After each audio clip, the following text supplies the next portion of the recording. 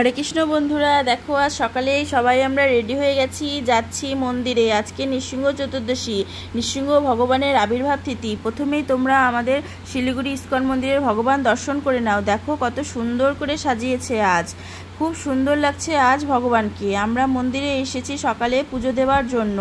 আমাদের পুজোর বাটা প্রভুজির হাতে দিয়ে দিলাম ভগবানের সামনে পুজো দেওয়ার জন্য। এদিকে আমরা ধূপ দীপ জ্বালিয়ে ভগবানকে আরতি করছি। আমি সপরিবারেই আরতি করছি, তোমরা দেখতেই পাচ্ছ।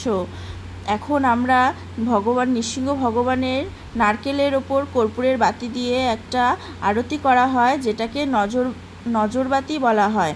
সেটাই আমরা এখন আমার প্রভু সেটাই ভগবানকে দেখাচ্ছে। সেই আরতিটাই আমরা এখন সবাই মিলে করছি। তারপর সেইটাকে বাইরে এনে ফাটানো হয়। এই দেখো ফাটিয়ে দিল।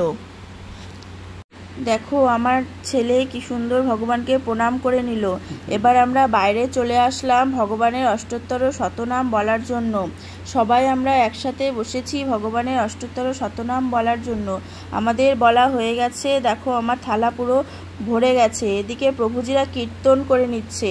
আমি সেই বাটাটা ভগবানের চরণে অর্পণের জন্য মন্দিরের ভেতরে প্রবেশ করলাম এবং প্রভুজির হাতে দিয়ে দিলাম, যেটা আমাদের ভগবানকে অর্পণ করা হলো। এবার আমরা বাড়ি যাবার পালা আমাদের।